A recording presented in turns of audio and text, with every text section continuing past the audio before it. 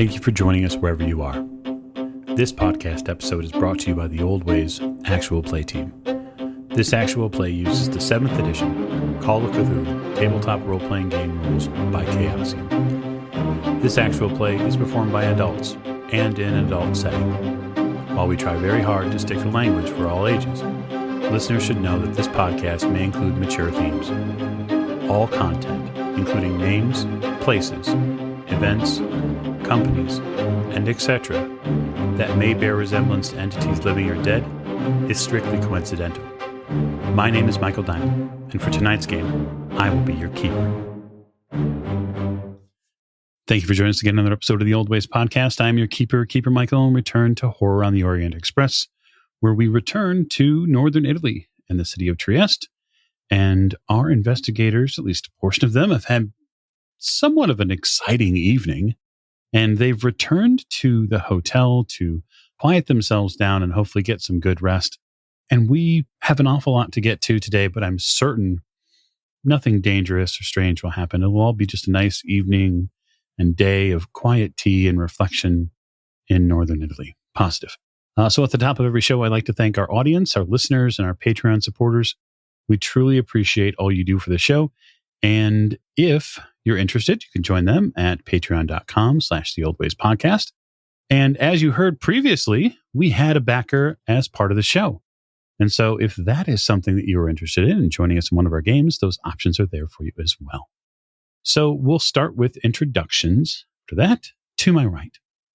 Hello, this is Mike, and I play James Robert Fraser, who is very much looking forward to a good night's sleep and waking to a new morning in chilly Trieste.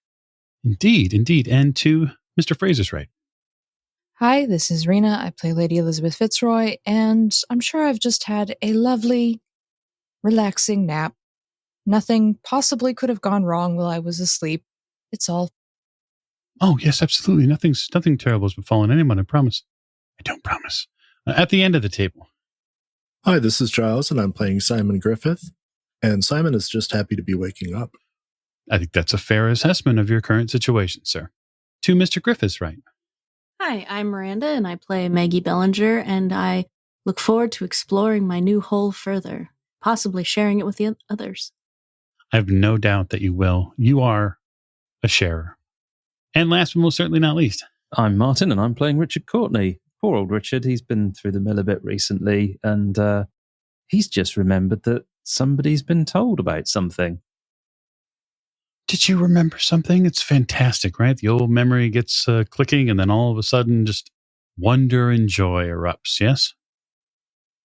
So, we'll raise the curtain on, we'll say, a new day in Trieste, but we have some accounting to do beforehand.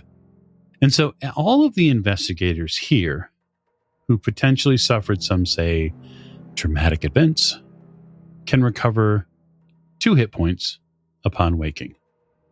They are just a little bit healthier today thanks to their inner pulpy goodness.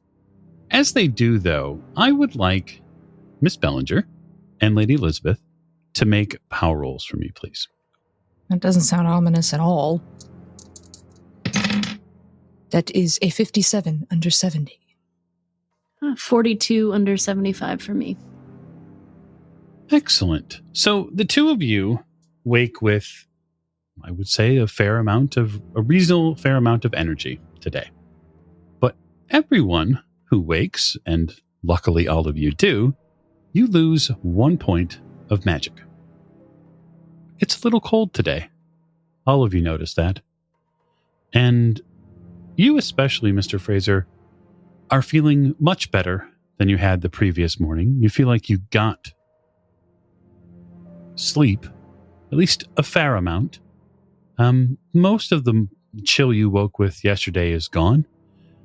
Maybe a bit nagging here at the edges, but more than enough to function, sir. So I am a little drowsy from my slightly restless night's sleep, but I get up the next morning, stretch, have a look out the window, see what the weather's like, and prepare myself for the day. I'll go through my usual routine of heading down to the dining room, arranging a tray for her ladyship, get the morning papers, that sort of thing. On my way down, I'll stop for a moment at Simon's door, think about maybe knocking, but then decide just to leave him to rest. He's had a very rough afternoon and evening the previous day, so I think I'll just let him sleep in this morning. It does come to mind as you make your way downstairs that Lady Elizabeth is unaware of the traumatic events at the grotto. Indeed. Question is, what time is it? Because I'm certainly not going to rouse her from her slumber in order to tell my tale of woe. I'd say it's probably 7:30 at this point. Well, I think in that case, she usually takes her breakfast at 8 o'clock. Another half hour won't do any harm at all. She's not going to be any the better for getting this news half an hour earlier than her usual waking time. So I'll make sure that breakfast has been arranged for her, and come 8 o'clock, I'll probably have a bite to eat myself, get myself all ready for the day, so that when everybody else is roused and ready for whatever the day brings, I'm not having to slow things down by sitting eating scrambled egg on toast. Yeah, so come 8 o'clock when I've breakfasted it and read the paper as well, and see if there's anything of any note in the paper. If they have a copy of a paper back home, I'll see if I can get hold of that as well. So you managed to luck out and get a paper from back home from a couple of days ago. It sounds like the train service, the boys that run back and forth between the train area and stuff like that, have snatched a few of the more foreign papers up. And they mentioned to you that these are the foreign papers. And you feel a little strange at first, thinking of your home paper as a foreign paper, but here you are, and they have a paper for you to read. There's nothing terribly exciting in it, but it is nice to read an English paper rather than, translated bits from, either France or Italy. Yeah, absolutely. I'll keep abreast of current events, what news there is on the and politics and society, all these sorts of things. Fraser does like to be aware of the wheels that turn to run the country. These kinds of things. Yeah, so once 8 o'clock comes, he will take some breakfast up and gently tap on her ladyship's door. All right. Your ladyship, there is a rapping, a Fraser-like tapping at your door. Do come in, Mr. Fraser. Have your breakfast, your ladyship. Ah, marvelous. Gently open the door and carry the tray in. All right. How did you sleep, your ladyship? Well, I trust. Quite well, actually. It's probably some of the best night's sleep I've had on this trip. Oh, splendid. It's a little cold this morning. Yes, it is a mite chilly, indeed. You're looking well this morning. You certainly have a little more colour in your cheeks. It's good to see. A good night's sleep will do that for you. Absolutely. I do hope Fraser isn't injured or anything. Do I notice anything? Okay, so he maybe looks kind of a little tired, maybe a little bit of bags under the eyes, but yes, otherwise he's his usual self. Well, I'll leave you to have your breakfast. I have some news about the comings and goings of yesterday. When you feel up to it. And you might as well now, Mr. Fraser. Well, it seems that after our return from the library, Mr. Griffith, Professor Courtney, and Miss Ballinger had taken themselves off to this grotto, which is a few miles out of town. Come afternoon time, I realised that it was getting a wee bit late and they hadn't returned, so I inquired regarding the opening and closing times of the place, and it transpired that they were still up there, and or to the best of my knowledge anyway, they were still up there, and it was past the time that they were shutting their doors. So was a little bit concerned that something had perhaps happened to them. So I took a wee trip up there myself, bad news, I'm afraid. Everybody's fine now. I should start by saying that. But when I when I arrived there, I discovered that there had been something of a fracas down in the caves. There was blood on the ground, and do you recall, Your Ladyship, when we were attending the dinner in London, just as this whole escapade we seem to be on began, there was a gentleman of what looked like Turkish extraction who was observing us eating our meal, and we took ourselves off after him when he left the building. I found that very same gentleman down in the grotto underground in these caverns. He was quite dead, Your Ladyship. He appeared to have been bludgeoned to death quite brutally with a lump of rock that lay beside him. By his body lay a handgun, and as I looked around and examined it, I discovered that all the bullets had been spent, but there was no sign of anybody else there. However, there was a trail, and I followed said trail up out of the cavern, and when I did so, I discovered that they had been gravely injured in the commotion. Both Miss Bellinger and Mr. Griffith were in a very, very bad way. Professor Courtney appeared to be relatively intact, and they were being tended to by a Russian gentleman who appeared to be living in the area. He had a small cottage there, and he had tended to their wounds, and they were recovered to a certain extent. So we managed to find our way home, and now they're resting. As I say, Miss Bellinger and Mr. Griffith were quite sorely wounded, but Professor Courtney, he appears to be as much himself as he ever is. That concludes my tale, I suppose, for better or for worse. I'd started eating when you eating my toast and so on when you started the story, and then just as soon as you mentioned going down to the grotto and the blood, just sort of freeze with a teacup halfway to my lips and just sort of staring at you, unblinking through the rest of the story. Oh my. Indeed, Your Ladyship, very much so. That was rather my thoughts at the time as well. And you're quite sure they're alive? Oh, quite sure, indeed. Miss Ballinger was barely conscious when we brought her back, but Mr. Griffith was up and about, though suffering from a gunshot wound. I dare say the professor's trousers took the brunt of whatever injuries occurred to him, considering previous events. But, dear me. He was in some state of déshabillement, I believe they call it. Well, you have had an interesting evening, haven't you? I suppose I should go check on Miss Bellinger at some point this morning. Paul has seen to them as well. I should hasten to add he has tended to them. Well, it's nice to see the city still standing at least, even if half of the group is not. Yes, indeed. I am somewhat concerned, though, about this Turkish gentleman and his motives and exactly how he discovered they were where they were. He must have been following us for some considerable amount of time, I would imagine. Well, we did have an encounter, if you recall, Mr. Fraser, at the museum.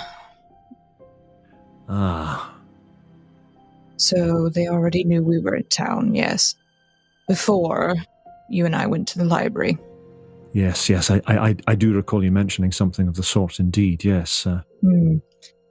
Well, I suppose we shall have to discover what or who sent him, but nothing much will be accomplished before I've had my tea, thank you. but thank you for the updates. Very good, Your Ladyship. I will go about my duties, such as they are. If you require anything else, please let me know. Just stay in one piece, Mr. Fraser. That is all I require. I will try my level best, Your Lady. Yes. Shaking my head in not quite disbelief, just in resignation at this point over the state of the group. I will go and see if the professor is awake yet. Okay, we'll put in that for a second. I'd like to take a look in on one Miss Maggie Bellinger, who has had a rather rough series of days and evenings now. She's mostly rested from yesterday's, we'll call, relaxation period on the couch of a local Russian man. She spent a little bit of time resting, as one might say, on the floor of a grotto, and has now rested in her hotel room after a rather long night. But that being said, she does wake to a slight soreness in her chest and sort of the cool air of a new day in Trieste. So, Miss Bellinger, if you would. Yes, I would imagine that all of this sleeping and resting and being shot probably has left me sore. Getting up, when you've laid down for a significant period of time, your body kind of aches as you get up. I imagine Maggie is not feeling too great all over, just in addition to being shot. Do you still have a wound? An open wound that's probably a bit troublesome. So would you be having that wound checked on? I think there's time for that later, probably in the afternoon, because I'm a little bit concerned that it's been a little while since I have engaged in the medical procedure that has been recommended to me by my attending physician. That's true. But also I feel like hot garbage. You do. So I guess then how would she like to proceed? Would you feel like getting into a new rhythm of the procedure is important first, then, to start her day? I guess cinematically, in my head, I imagine that Maggie would probably try to, but she just really isn't feeling good. And she wants to go through with this. She experienced a lot more from, let's say, tending to her own wound the previous day. But she does want to follow through with Paul's recommendations. She's just feeling very weak herself. And also with the bullet wound, it's hard to swing a paddle with enough force. So I think she might try to find Richard, because in the past he's helped her, like with the copper bracelet and stuff. He seems very open to these alternative medicines that Maggie is being prescribed. I couldn't agree more. So, are you going to go find the professor then? Yeah, I will hobble my way to wherever his room is. Yeah, it's not far from your own. You managed to hobble your way down to sort of see the professor. So, I guess, are you getting dressed first then and then going? I would imagine you're not going in like night clothes. No, I would probably throw something on. It wouldn't be as dressed as I maybe would be to go out, because I'm tired and sore and am just kind of trying to get through the morning. I'll dress better later, but I would put on just enough to get me down the hall. Yeah, it's early enough that it doesn't seem like anyone's going to obstruct your movement through the hallway. You sort of do the important thing and pick and choose your time in the hallway. Yeah. Correctly. Something also that could conceal my medical instrument. Oh, okay. So like a small personal bag or something like that. Okay. Yeah. You arrive at the door of the professor Richard, are you awake? Yes, good morning. I'll ask this time if you're decent, I suppose. Yes, that would be splendid.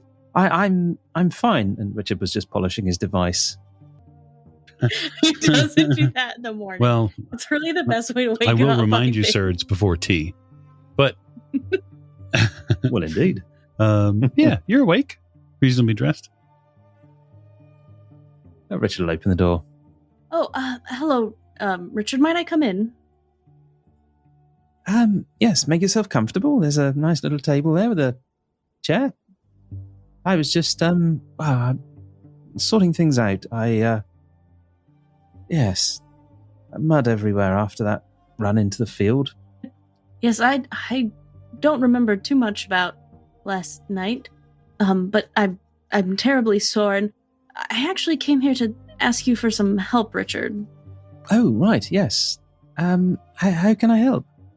Well, as you know, I discussed the episode that I had with Paul, and Paul prescribed some medication or not medication as much as a treatment, and I'm struggling with administering it because of my injuries, and I thought that maybe you could help me. Yes. Is it liquid? No, it's not liquid. And Maggie will reach into the bag that she has brought with her and pull out a, for all intents and purposes, a wooden paddle.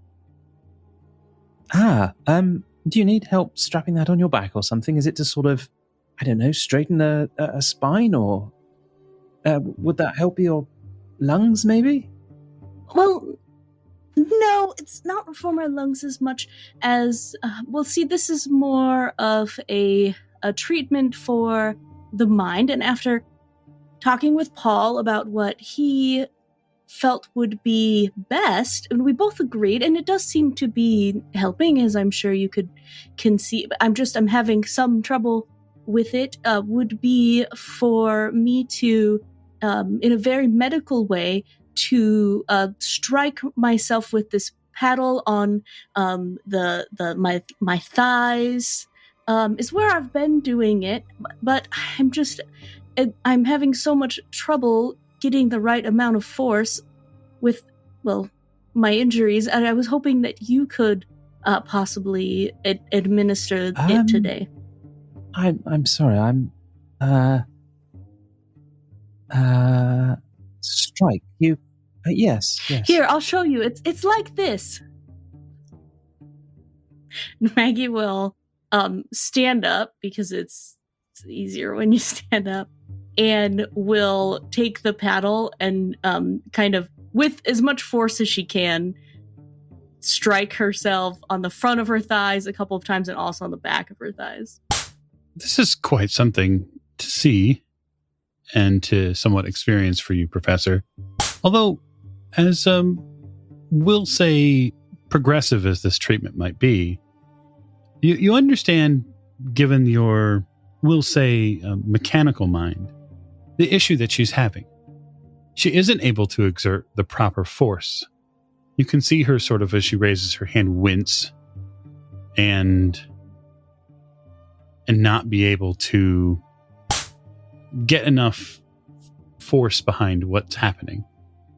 Right. Am I mean, you appear to be in some degree of pain when you do that. Are you sure you're doing it correctly?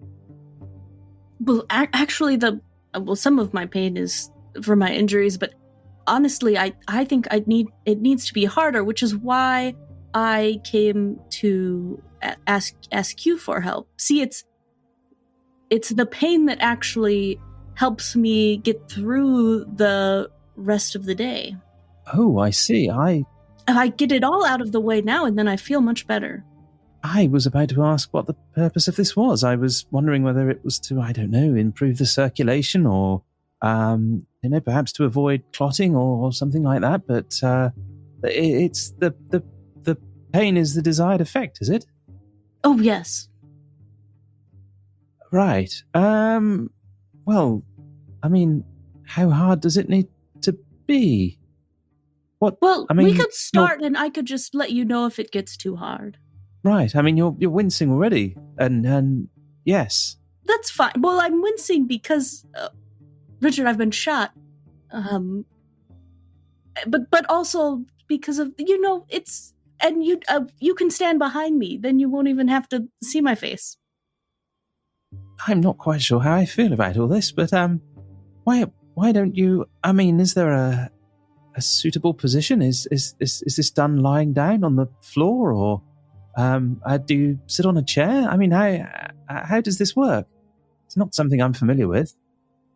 Well, I've just been doing it standing, so that I can reach places.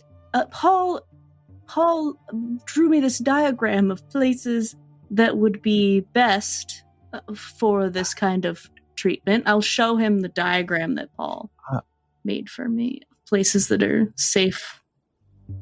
I'll study it. Yes, it looks like a perfectly reasonable medical diagram.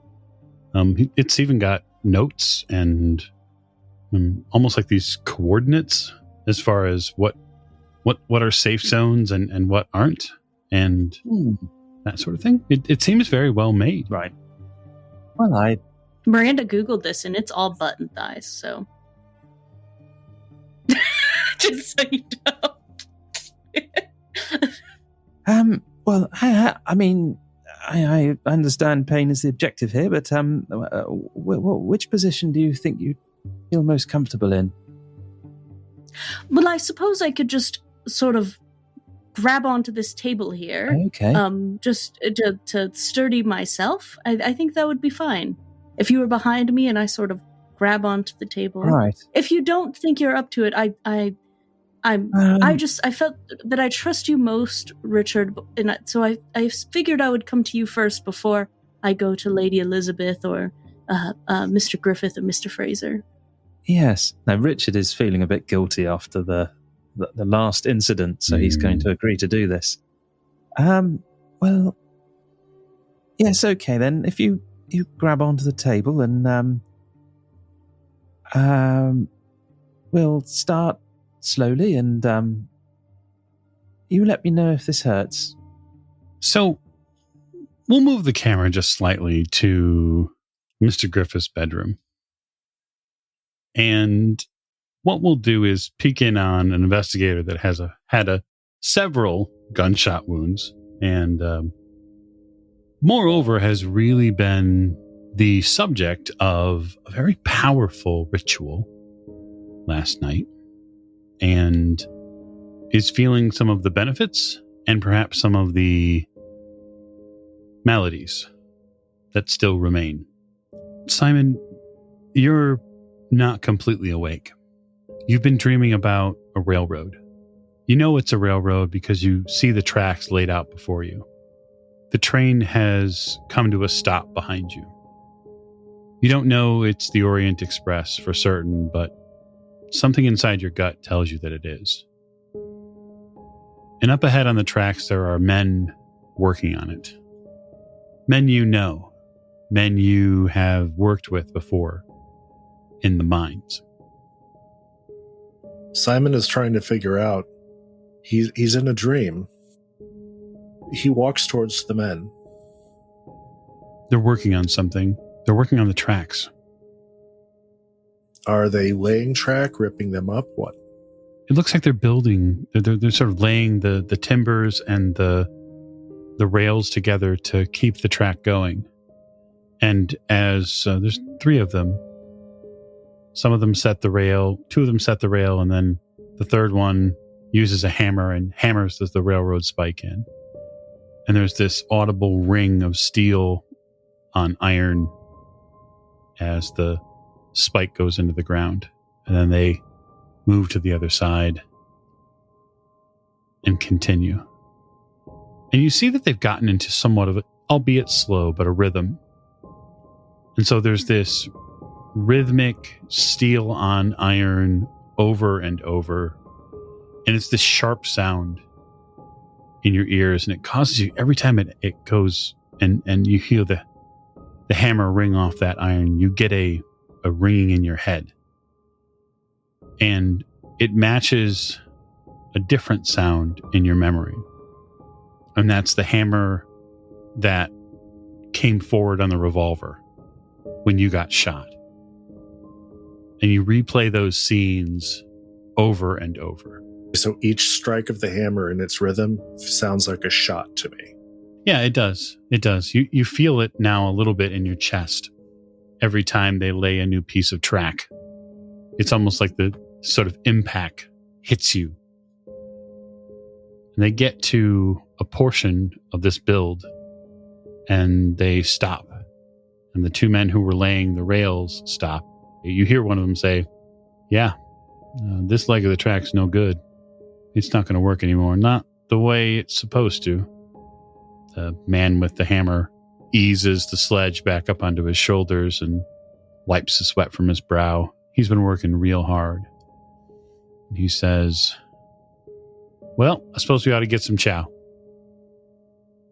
And so they turn, the three of them collectively, and they move off into a space beside a campfire. It's not too far from the tracks.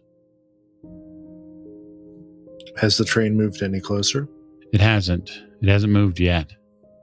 Your perception is drawn towards this campfire.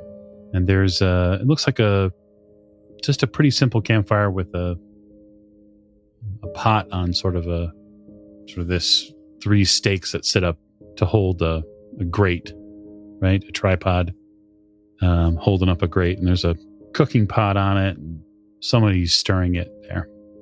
And you recognize that person stirring it. It's Anton. And he says something to you through the darkness here, over the distance. And you get this feeling like he's asking you to come over, but you don't understand the language he's using. Simon will head over. You see a stew, a thick stew that he's cooked up, and you see him reach down by the fireside and pull up a ceramic bowl. And the bowl has been repaired. It's cracked in all sorts of places, but there's this red veining that's through the bowl. A lot like traditional Japanese ceramic bowl repair. But this color, this filler isn't gold, it's red. And he sort of pours this stew out to you and says, would you like another bowl? Mama's best. What's in it, Anton? Well, everything everybody needs. Meat, potato, carrot. What kind of meat?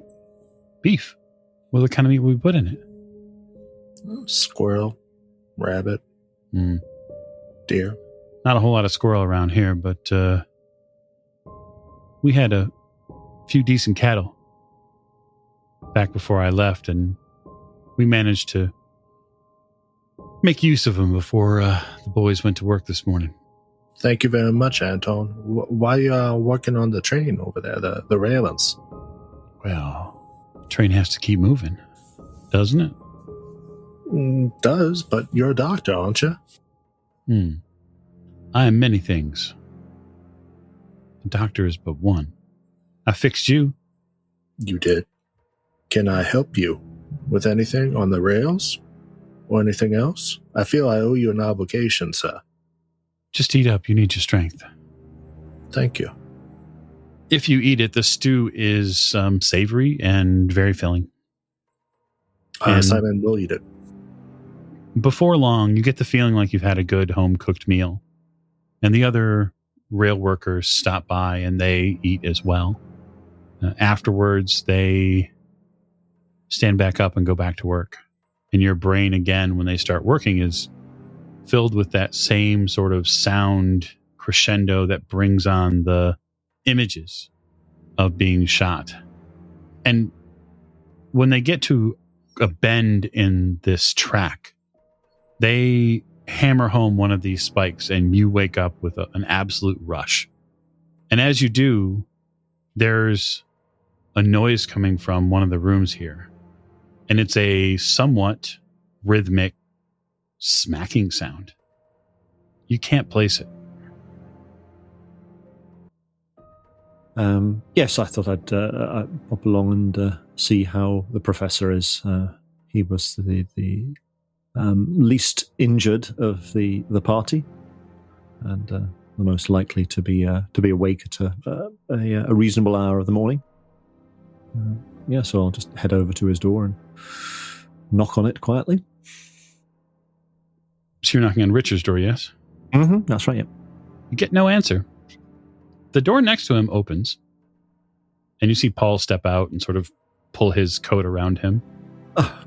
Good morning, Paul. Oh, good morning. Everybody Sleep awake well? yet? Yeah, all right. A little chilly in my room.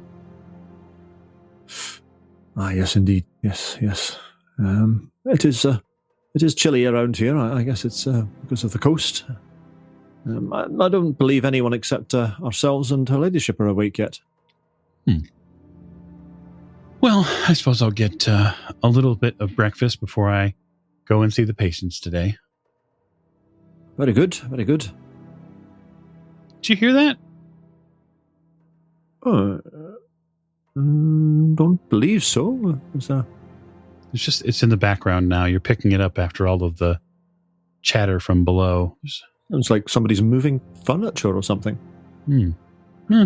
He shrugs it off. Perhaps it's the pipes. Well, we are on an upper floor. Yes, indeed. Yes, I hear the plumbing in these hotels can be quite problematic from time to time. They don't build them like they used to. I'm not sure what the phrase would be, but I'm going to get coffee before anything else starts. Jolly good. Well, I shall see you later on then. He nods and then heads downstairs. I thought I might take a turn around the building while we're waiting for the others to surface. With everything that happened last night, maybe that's not a bad idea. Well, if you care to join me, I should be glad of the company. But of course, if you want your breakfast first, that's quite all right. Oh, just a cup of Joe, and then I'll be on my way back up. Okay. Cup of Joe, eh? That's an American idiom, is it not? It is. Cup of Joe. I'll have to remember that one. He smiles and sort of moves off just a little bit towards the stairway.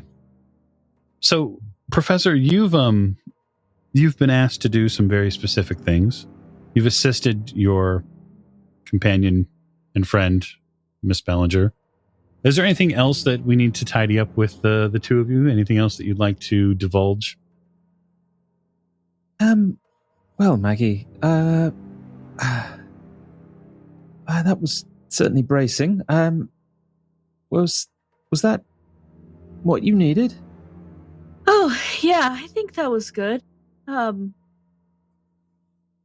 Right. Yeah, that was good. I must confess, I've not heard of that sort of therapy before. It's rather unusual. Well, Paul, he's the latest of medicine. Well, I mean, it's interesting you mention that. I've been reading some articles. There was a journal from Switzerland, and they've tried to. I don't know how medical you are, and what Paul explained, but there's a science where you can stimulate nerve endings with electricity, and if the purpose of this pain is to stimulate nerves, and I was wondering if perhaps we should investigate maybe some sort of electrical therapy which could maybe stimulate the nerves but without the pain. Well, I'd rather enjoy the pain, but I don't see why not, why we can't explore other avenues together, Richard. Yes, you might find it preferable.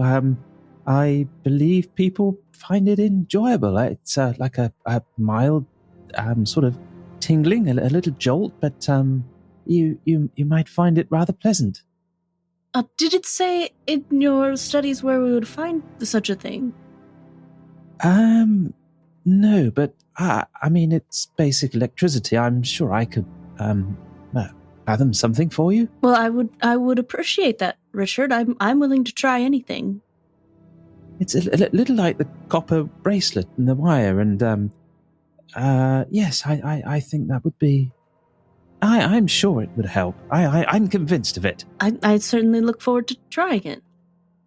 I shall, I'm not quite sure where we can find parts, but yes, I shall set about it. In the meantime, while you're working on that, do you mind helping me in my morning treatments? I'm supposed to do them daily. Daily? Yeah, Right. preferably in the morning. Morning. Yes. Yes, I'm sure we could come to. If you would prefer before bed, I'm sure that would be fine too. I know it's supposed to be a once a day thing, but if that's better for you, we could try it. I won't tell Paul. Yes, that would be fine. I think the morning would probably be a good idea.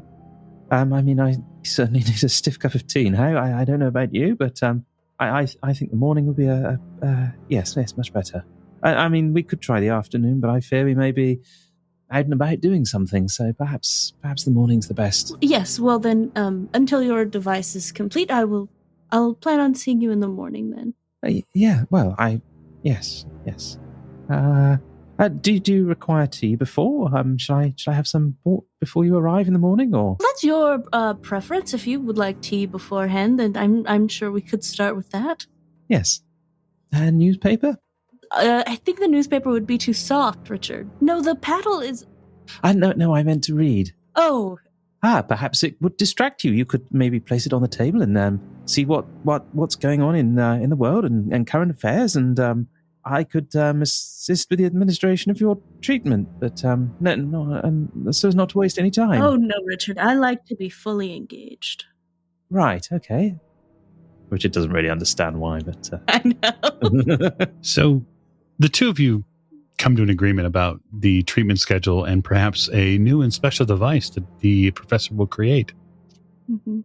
With your morning treatment out of the way, Miss Bellinger, you have somehow created quite a stir within your loins. I was going to say stomach, but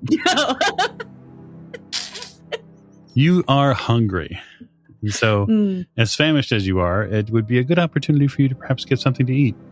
So I will leave Richard's room smiling and satisfied, and head back to my room to possibly change into something more appropriate, and then head down to breakfast. At that point, Mr. Fraser, where some things sort of unfold in front of you. All right. The doors open, people exit doors, and things make a little bit more clarity now.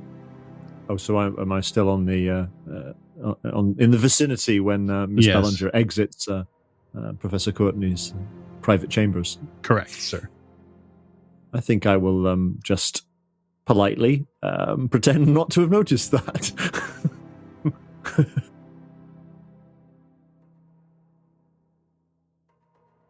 Yes, absolutely, yes. One doesn't rise in the service if one goes about noticing things all the time. So, yes, Miss Bellinger, you see Mr. Fraser in the hallway near Richard's door. And, Good morning, Mr. Fraser. Oh, good morning, Miss Bellinger. How are you feeling this morning? Wonderful. Will you be going down for breakfast? I'm very famished right now. I've already had some breakfast, but I'm more than happy to accompany you. I was planning on taking a wee turn around the building with Paul, as a matter of fact, getting a bit of fresh air. That sounds nice. Perhaps I can just have a quick bite and then join you. Ah, very well. He's having a cup of joe, I believe the phrase has it. Because I've heard that one a time or two. Splendid. Yeah. Well, it's very good to see you up and about, Miss Bellinger, and looking so perky. Yes, I'm feeling quite myself this morning. Indeed, there's certainly colour in your cheek today, which is wonderful to see. Maggie will head off to get a little more dressed. yeah, absolutely. So you all eventually rouse from sleep and get to breakfast, right? So those of you who had been part of what we are calling our Dirty 30 Club. Those of you who have spent 30 luck recently are a little tired, but thankful to be alive. Some of you have recovered some hit points. Those of you who are going to breakfast would see Paul with the paper. This would be the local paper, which he is reading and having coffee. And it appears that he's had something to eat, although it's not clear what it is, because by the time you get down there, he's already done. Has Paul been able to speak Italian this whole time and we haven't known? You've never asked Paul if he speaks Italian? Oh, crying out loud. No. If I happen to notice that he's kind of reading the paper, and maybe after he puts it down, I'll just remark upon that and say, anything interesting in the local newspaper, Paul? He squints a little bit and puts the paper down. I only speak passing Italian and read maybe just a little bit more than that. There was a lot of drift over from Italian and French in Sherrington. I see. That we dealt with enough patients who spoke Italian that you picked a few things up, if nothing else. And so I sort of considered it a personal challenge to get a hold of foreign papers and try to piece together what I can. It's like a puzzle. Very forward-sighted of you, Paul, I must say. Had I realised that you had some fluency in Italian, then I might have called upon your skills at an earlier date. Well, feel free to call upon my skills in the future, should you so need. I'm very grateful. Thank you, Paul. Anything of interest? Any local news, local gossip? This morning's paper cites a pretty ghastly event here at the grotto. He sort of flips to page 1, and you see a large story about. It appears that a man was murdered at the grotto, or perhaps committed suicide. The authorities are not sure. I see. I'll kind of lean over. Is this it here? This one here? Yeah. I see the word grotto here. He walks you through the story as a parent would a children's story, right? So he sort of gives you this is where they're talking about this, and they saw that there's, they found blood in the local tourist society. Early this morning, before the printing of the paper, came to us with this amazing story, and the authorities are now looking for anyone who might know the man, and so if inquiries to be made, that sort of thing. So I'm kind of rather gently trying to get as much information as I can about what is perceived to have been the situation there. What's actually being made public, and what the newspapers' theories are, if there are any. The newspaper theorizes that there was a gunfight between rival factions or rival political factions in the grotto last night, and that one man is dead, and that they assume other wounded men may be around. And so what they are saying is that the authorities are going to be inquiring at all the local hospitals for any gunshot wound victims to that extent, in hopes of solving the case. No mention of Anton, though. No mention of locals or anything. No, okay. Nope. Anton's not quoted in the story anyway. Luckily. Okay. I'll let that sink in. And Miss Bellinger is going to be joining us after a quick bite for our perambulation around the hotel. Oh, wonderful! Yes, it would be good to see her up and around, make sure that she's moving and that sort of thing. Yes, I must say she seems very sprightly this morning. One would hardly think she had been in such dire straits yesterday. An uncommonly quick recovery. Tell me, Mr. Fraser, do you remember anyone during the war, and I don't mean to pry into that time in your life, but I know I saw similar cases in Paris where some you would think that they would be more wounded than they actually are, but by either the grace of God or something else managed to pull through, or managed to not be as harmed as one might think perhaps this is the case with Miss Bellinger. Perhaps it was not as a grievous a wound as one thought. You did not serve, I assume, in the great conflict. No, I was too young at the time. And you know us Americans, always late to everything. Well, that is the joke. That is the joke they tell. Nonetheless, from my experience on the front, it was more often the case of the reverse. I'm sorry to say that one would look at a man and perhaps assume that he had only a slight flesh wound or the like, and then there would come the realization that his injuries were considerably more substantial than one at first might have assumed. I can't honestly say that I ever had experience of anyone who appeared to be grievously injured and then made such a swift and all but complete recovery. Although miracles do happen, it's certainly true. Not only miracles, but things that yet are not completely explainable. Well, yes, I mean, we have seen something of that like in our last few days on this journey across the continent. Things which I certainly cannot explain, and which have tested my faith. Are you a man of faith, Paul? I have faith in science.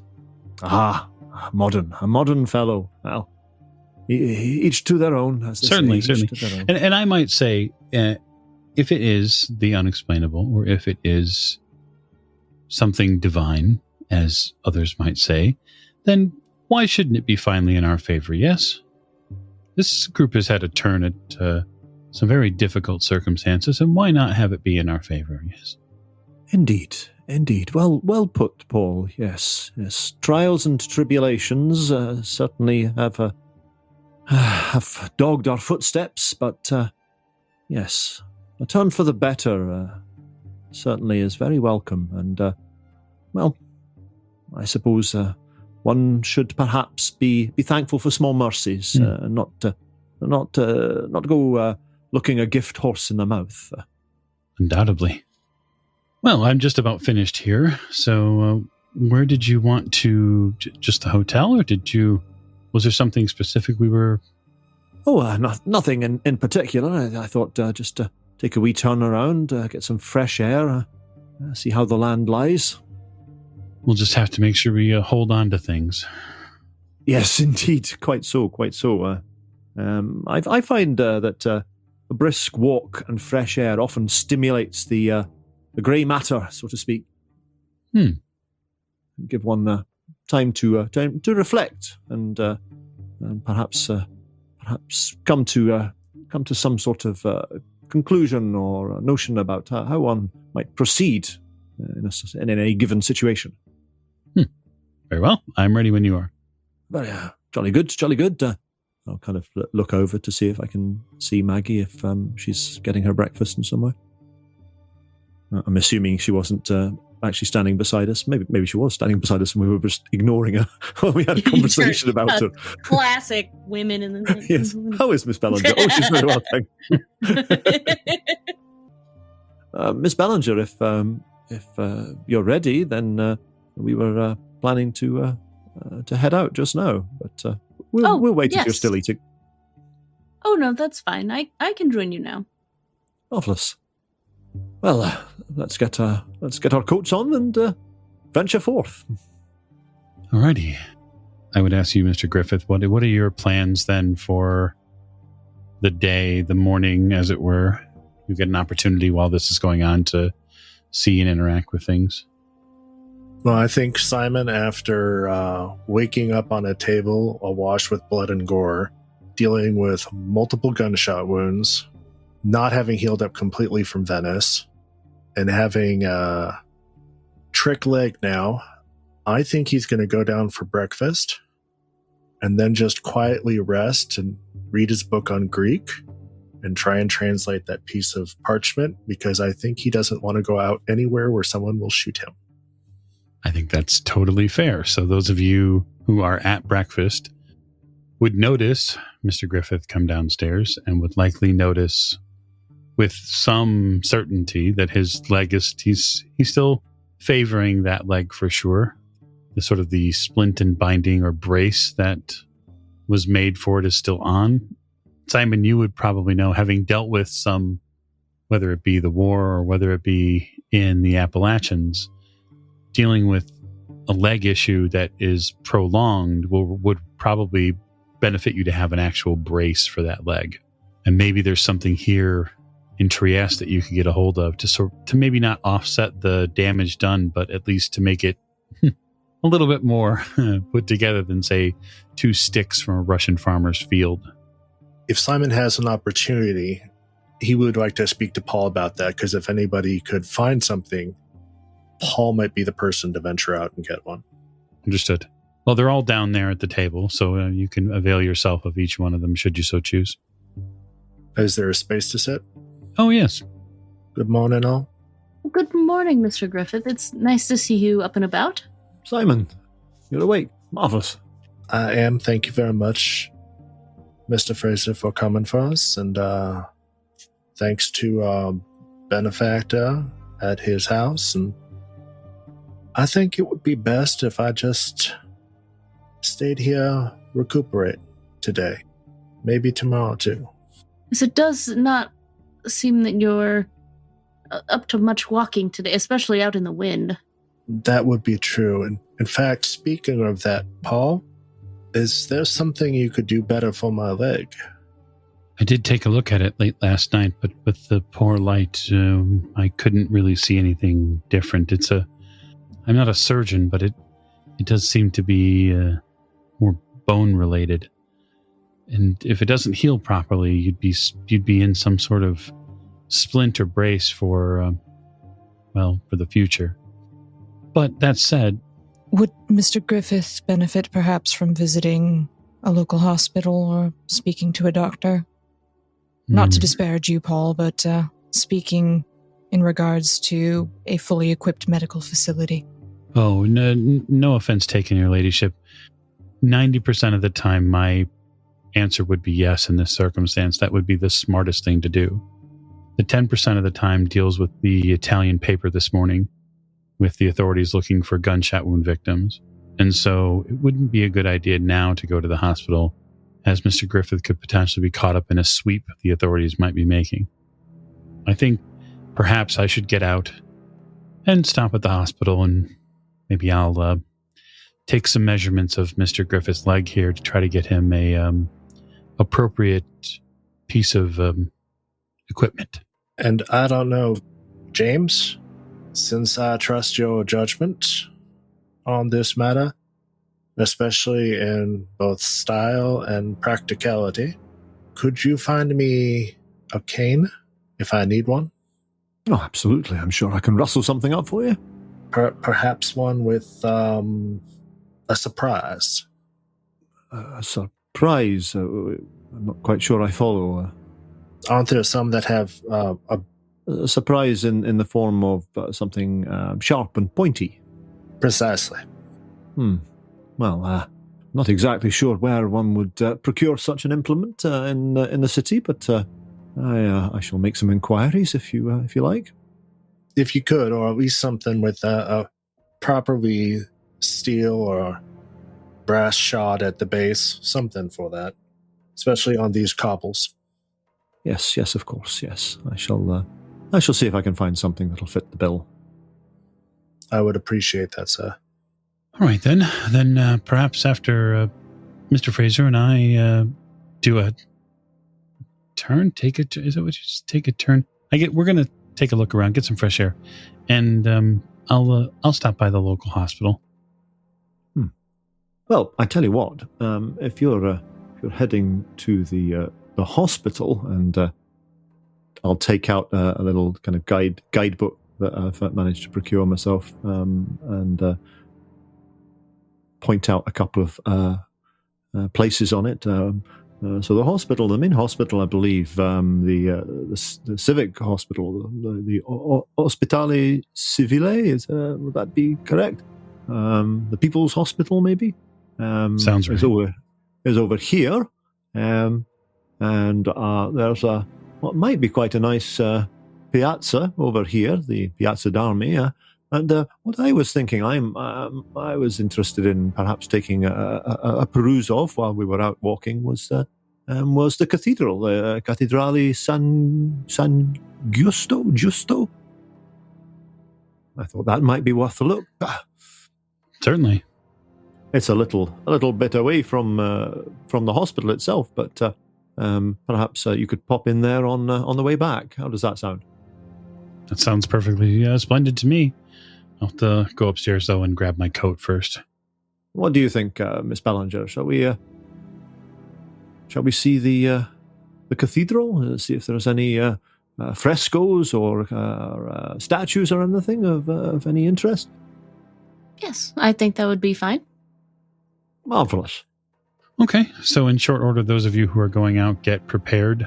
Professor, I guess I would ask you, are you planning, given your current health and state, staying in? Richard's planning on finding a small hardware store.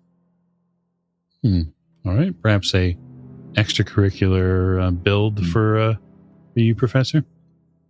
Fair enough. Yeah, he's just somewhere that can sell some screws and some wire and a bit of wood. Screwdriver, maybe. Too problematic? Sure. Yeah, no, you probably easily find what you would consider sort of half hardware store, half junk seller. Yeah. This guy who's probably just has tables and tables of things organized into specific types, and people come and go as they please. And it's sort of a hardware store in the sort of nuts and bolts area, but then he kind of has an array of a few different things to sell from. I don't know if there's like an old radio there. He'll probably snap that up as well. That kind of thing. Yeah. Yep, absolutely. Yeah, you'd have things like radios. You'd probably have some items there that were more motor operated. Maybe not tons of small motor pieces, but enough that if you grabbed a handful of items here and there, you could probably retrofit or create things as they go. Yeah. Okay. Alrighty. So, Simon, you're staying in today.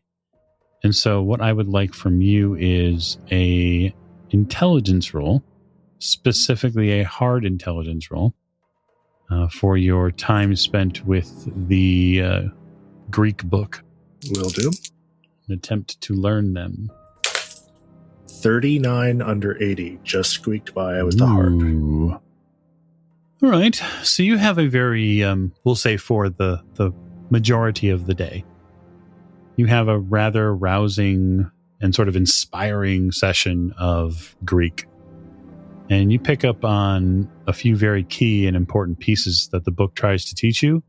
And by the end of the day, you will feel like you have a much better grasp on some things. It is a fruitful day for you in learning, and you sort of boil a lot of what you need to down into some pretty core lessons. Your school teacher from many years ago would have been very proud of you. Perhaps you paid attention and you just didn't remember it, but you've made some progress. We'll just put it that way. For you, Richard, I suppose the role is much more mechanical in nature. So I would like you to explain to our listeners what exactly you're making and sort of how it works. It doesn't have to be specific down to the part and the connector, but I want to have a good idea of what the professor is building. Right. How technical does this need to get? I mean, you have the floor, so... Cool. So, Richard is... so his theory is that Maggie being hit is creating some sort of nerve impulse, which is obviously an electrical impulse. He's not very medical, but he knows that that's, if you get pain or cold or whatever, heat, it's gonna transmit some sort of nerve impulse down. So the theory is, if he can make a machine that transmits a nerve impulse, which is just electricity, then hopefully that will be a substitute for the paddling. So even if it does cause a bit of pain or vibration or whatever, at least it's not sort of physically harming Maggie in the same way that a planker wood will. So that's the sort of starting point.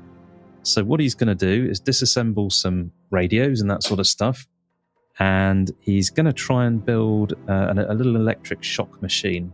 And the way this is going to work, he's probably going to get something with a big coil in it, possibly a relay, which were quite common back then, and maybe some capacitors and resistors to basically get it to charge up, turn the relay off, which will create a high voltage from the coil, which will go down to a wire, which he can attach to a pad, and then maybe a very, very small amount of time later, it'll reconnect the relay again, so it'll charge the coil, and then it'll drop it again, create a big voltage spike down the pads and so on and so forth. So it's going to give this kind of tingly, vibrating sensation from something. There we go. So your plan is to create a 1920s era TENS device. Don't know what one of those is, but probably. Yeah, they sit over parts of the body and then can obviously put induction electricity into your body to help alleviate pain. And for those of our listenership and our staff here that deal with chronic pain, they can be, as mentioned, very, very, very useful. Yeah. So I suppose then it behooves us to have a role for such a creation. And so if you would, I have to feel like this is definitely a mechanical role. Oh, could I argue physics? Ooh.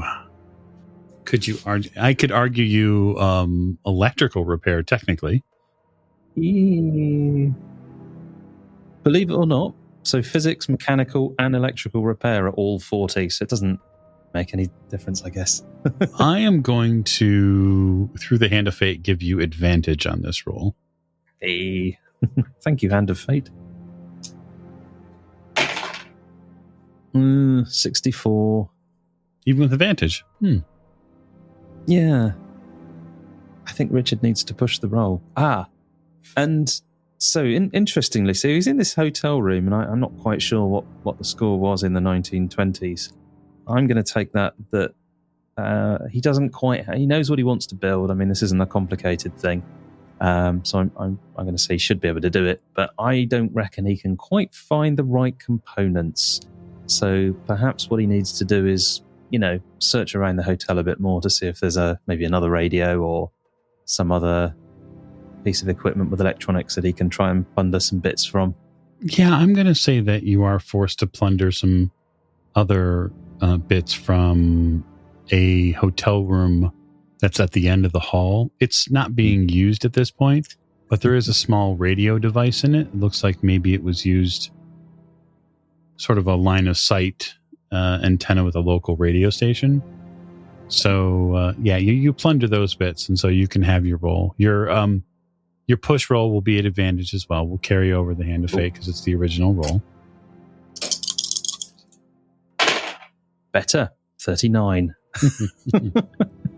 You construct a thing, and now, like any feverish builder, you're going to need to test it. No, Richard is very much a man who will try what he's built. So, yeah. And he'll do it on his leg.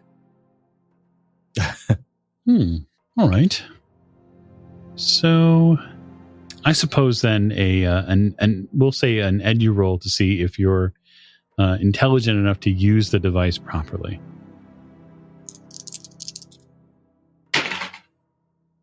That's a 29, which is a hard success.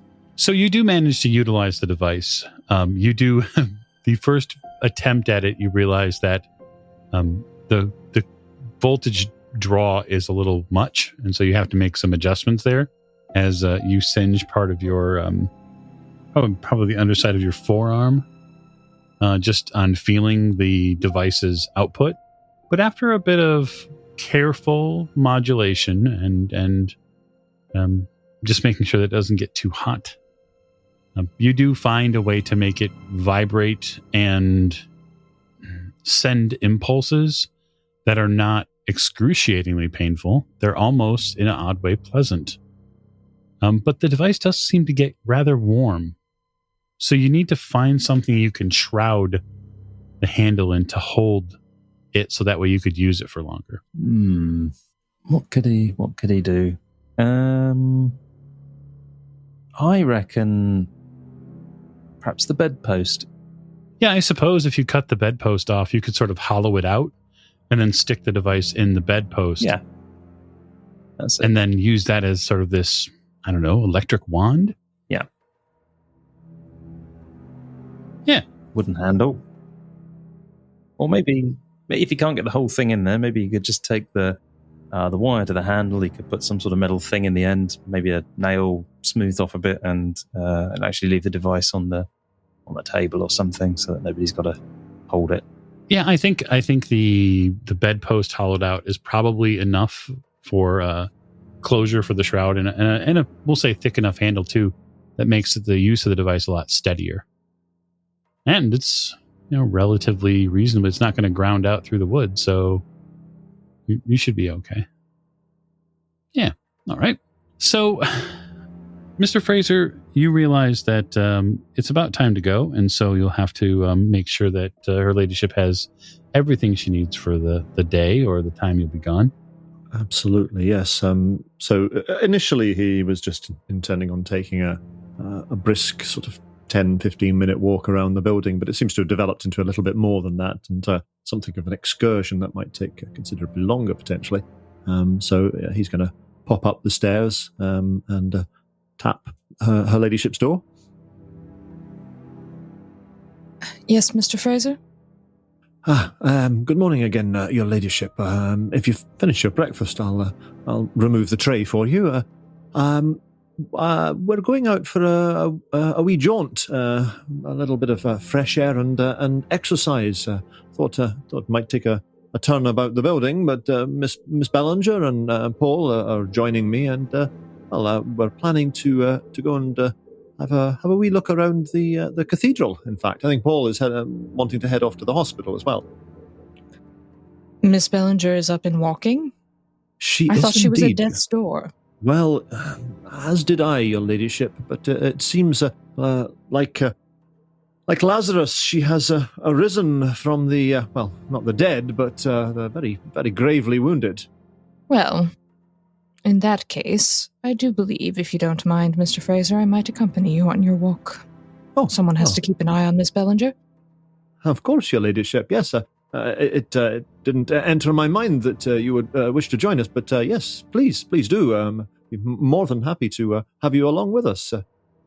I'll let the others know. After the good night's sleep, I'm feeling more energetic than usual. Splendid. I'm very glad to hear it, your ladyship. Very glad. I'm rather looking forward to a bracing walk in the fresh air with the cold fresh air to fill my lungs and give me a little more energy. Must admit, I didn't have a particularly good night's sleep, your ladyship. So, I'll let the others know, and we'll wait downstairs until you're ready. Very well, thank you, Mr. Fraser. I won't be long.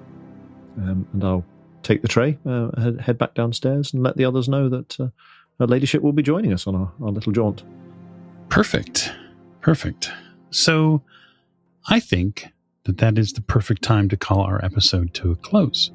And so next week, look forward to us perhaps investigating and exploring Trieste a little bit more, and we'll see what fun we get up to then. So thank you for joining us, and you all have a wonderful evening.